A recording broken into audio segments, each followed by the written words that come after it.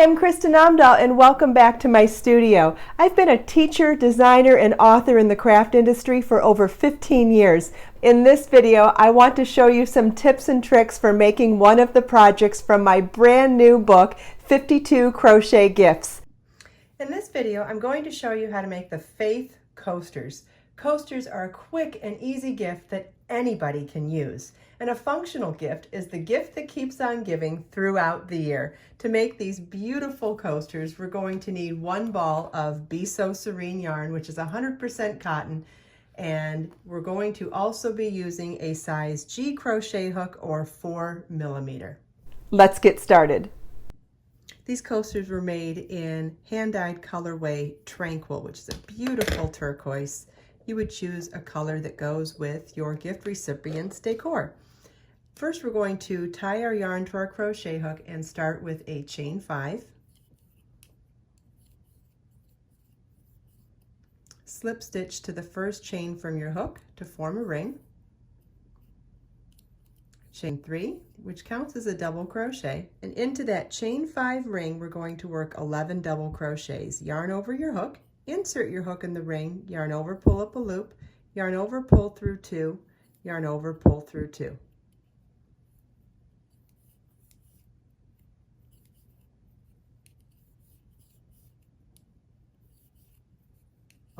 We have 12 double crochets in our ring. We're going to slip stitch to the top or the third chain of that chain 3 to close our ring. We should now have 12 double crochets in the first round. Round 2 begins with a chain 5, which counts as a double crochet chain 2. And in the next stitch, we're going to work a 5 double crochet cluster. Yarn over your hook, insert your hook in the next stitch, yarn over, pull up a loop, yarn over, pull through 2. We now have 2 loops on our hook, yarn over, insert your hook in the same stitch, yarn over, pull up a loop, yarn over, pull through 2. We now have 3 loops on our hook, yarn over, insert your hook in the same stitch, yarn over, pull up a loop, yarn over, pull through 2. We now have 4 loops on our hook, yarn over, insert your hook in the same stitch, yarn over, pull up a loop, yarn over, pull through 2. We now have 5 loops on our hook, yarn over, insert your hook in the same stitch, yarn over, pull up a loop, yarn over, pull through 2. We now have 6 loops on our hook, yarn over, and pull through all 6 loops on your hook. That is a 5 double crochet cluster. Chain 2 and double crochet in the next stitch, chain 2 and 5 double crochet cluster in the next stitch.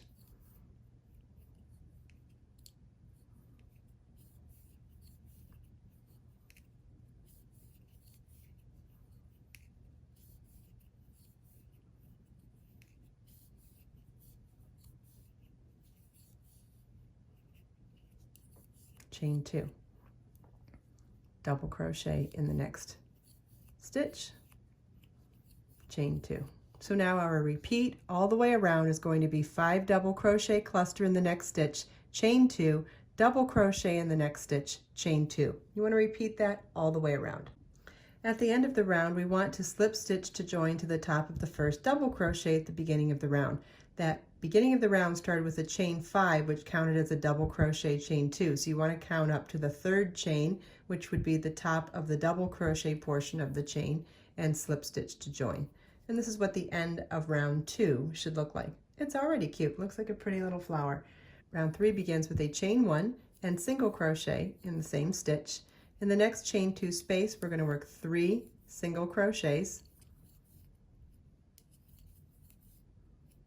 In the next cluster stitch, 1 single crochet.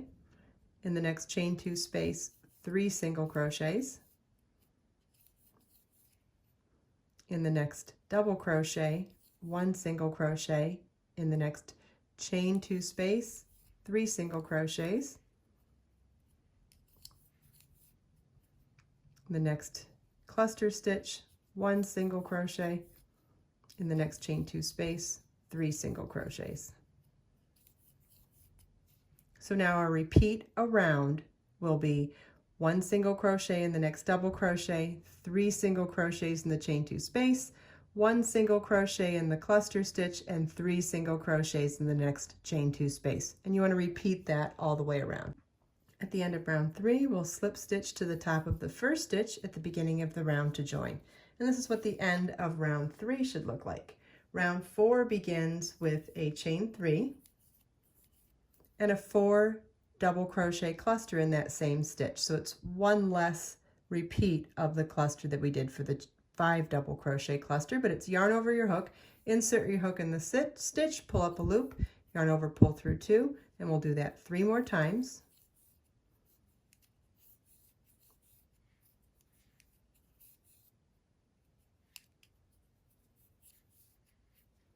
We should have 5 loops on our hook, yarn over, pull through all 5 loops on the hook.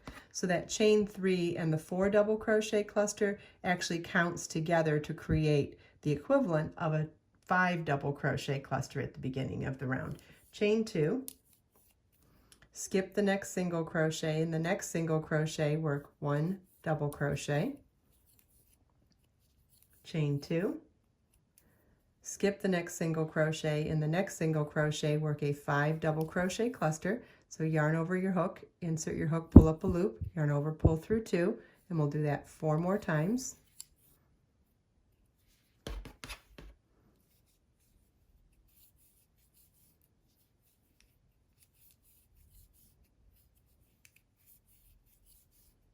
Now have 6 loops on our hook, yarn over, pull through all 6 loops on our hook. Chain 2, skip 1 single crochet, double crochet in the next, chain 2, skip 1 single crochet, and we're going to repeat this all the way around. So it's 5 double crochet cluster in the next stitch, chain 2, skip 1 stitch, double crochet in the next stitch, chain 2, skip 1 stitch, and you want to repeat that all the way around. At the end of the round, we're going to slip stitch to join to the first stitch at the beginning of the round. But remember how we started with a chain 3 and then a 4 double crochet cluster, and I mentioned that combined they were the equivalent of the rest of the chain of the 5 double crochet clusters in the round. So because of that, we're not going to slip stitch to join to the chain 3. We're counting that as a component of the cluster, so we're going to slip stitch to join in the top of the cluster stitch. And that's what the end of round 4 should look like. Round 5 begins with a chain 1 and a single crochet in the same stitch. We're going to work 2 single crochets in the next chain 2 space, 1 single crochet in the next double crochet, 2 single crochets in the next chain 2 space, 1 single crochet in the next cluster stitch, 2 single crochets in the next chain 2 space, 1 single crochet in the next double crochet, and 2 single crochets in the next chain 2 space. So our repeat around this round will be 1 single crochet in the cluster, 2 single crochets in the chain 2 space, 1 single crochet in the cluster, or in this double crochet, and 2 single crochets in the chain 2 space. And you want to repeat that all the way around.